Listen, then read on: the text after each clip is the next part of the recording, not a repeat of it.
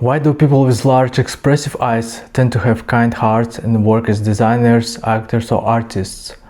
Why do people with thin, soft skin tend to have more money than people with rough skin? Why do people with big, unusual ears constantly ask about the meaning of life and often work in IT?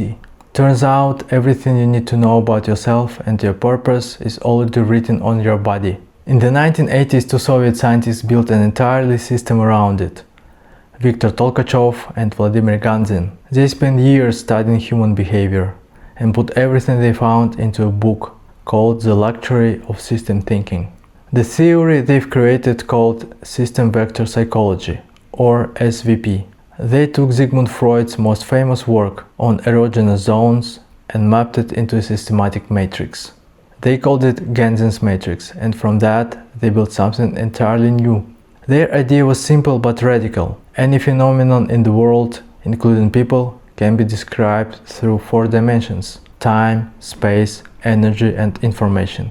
Each has an internal and external dimension, giving you 8 types or 8-dimensional matrix of the psyche. A person's character, behavior and life path are shaped by one or several of these 8 vectors. Vectors are innate, they cannot be changed over the course of a lifetime.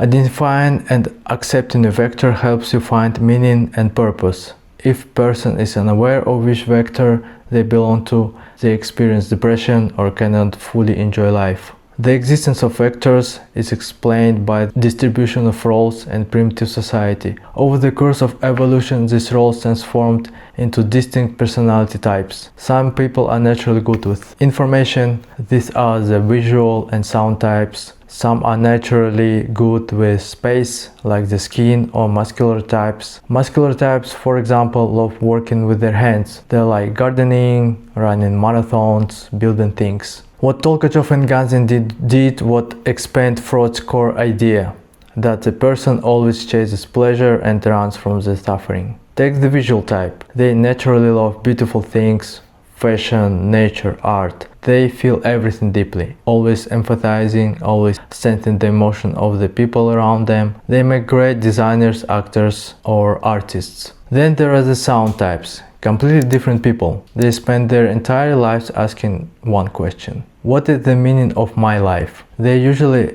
egocentric. They don't care much about other people's feelings. They care about meaning. If they don't find the answer, it can end in depression. If they do, they become Steve Jobs, Bill Gates, Elon Musk. They are not concerned with one person's suffering. They're about ideas and technologies that will change the entire world. For a long time, I would be thinking about my own purpose. I looked for answers in astrology, numerology, esoteric systems, but nothing clicked. Everything felt too vague, too easy to twist. I was asking myself, why can 2 people born under the same sign be completely different?